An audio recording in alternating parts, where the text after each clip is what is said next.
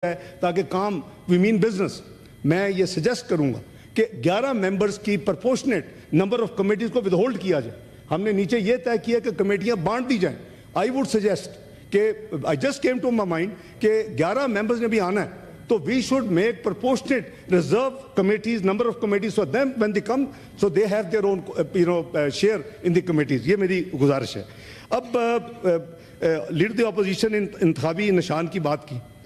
It is a coincident he was not ये तय किया कि कमेटियां बांट दी जाएं।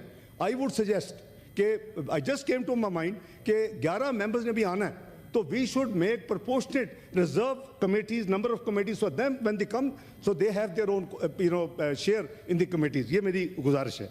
अब लीडर द अपोजिशन इंतखाबी निशान की बात की।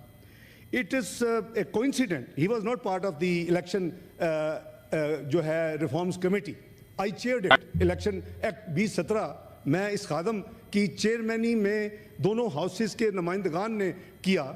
आइडिया वॉज तो आप थे माई अपॉलॉजी। आइडिया क्या था कि जी 9 हमारे कवानीन है उसके तहत इस मुल्क में इलेक्शंस होता है और खुदा का खौफ करो यार consolidate the law. I must compliment every member of that committee and एक मेंबर भी अगर एक मेंबर पार्टी भी थी उसको भी नुमाइंदगी दी गई उस कमेटी में और हमने बड़ी सैर हासिल काम किया।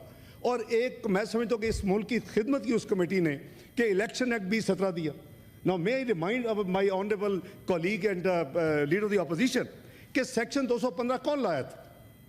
Please reflect. ये पीटीआई के हमारे साथियों ने ये सेक्शन प्रपोज किया। मैं उस कमेटी को हेड कर रहा था और ये मरूसी सियासत के खिलाफ था कि मरूसी सियासत को अगर ख़त्म करना है तो पार्टी के अंदर इंट्रा इलेक्शन होने पड़ेंगे। बिस्मिल्लाह मैंने कहा आए जी मैं तो मेजॉरिटी ने उसको हमने एंडोर्स किया। बहुत अच्छी है तजवीज़ उसको दिया। अपना ही किया हुआ अब हम क्या करें? अपना ही इंट्रोड्यूस किया हुआ आपकी बेहतरीन contribution in election act 2017 by the inclusion of section 215 जिसमें इंटर पार्टी इलेक्शन अगर हम ना करवाएंगे तो क्या हम जिम्मेदार हैं?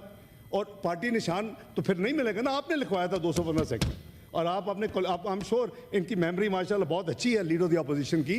पर अगर आप उसके अमल नहीं करेंगे कानून पे तो फिर आप उसके गिला करेंगे ट्रेडी बेंचेस पे और किसी और पे तो मेरा जायज़ नहीं है। वो आपका अपना कसूर था। You lost the symbol because it was too arrogant approach और आपने लॉ को फ्लाउट किया and did not. I don't want to say more. ये इनका अपना इंटरनल मामला है। But I think election commission discharge is duty as per the law. He acted upon under section 215 and did not give the party symbol. तो मैं समझता हूँ कि इस पे हमें ब्लेम ना करें। देखिए हमारी बदकिस्मती ये है अभी इन्होंने बातें की कि जी कैसे सफ़र कर रहे हैं। काश के ये 2-3 साल पहले सोचते ही है। क्या उस वक्त की अपोजिशन जो आज की हुकूमत में है क्या उन्होंने उनको उम्र कैद की सजाएं नहीं हुई? क्या वो जेल की चक्कियों में नहीं बैठे उनको यानी रखा गया कैदों में? क्या उनकी बच्चियां तक क्या वो कोर्ट्स में और जगह जगह नैब में उनको नहीं फहराया गया? किसने कहा था DGFIA ने कि मुझे सुबह बुला के कहा जाता है कि आज इसको तुमने जाके करना है? मैंने तो नहीं कहा। He was a civil servant who enjoys very good reputation in this country. मैं बशीर मेमन साहब की बात कर रहा हूँ। तो हमने तो नहीं कहा। He made a public statement. He stood by that statement. आज भी उस पर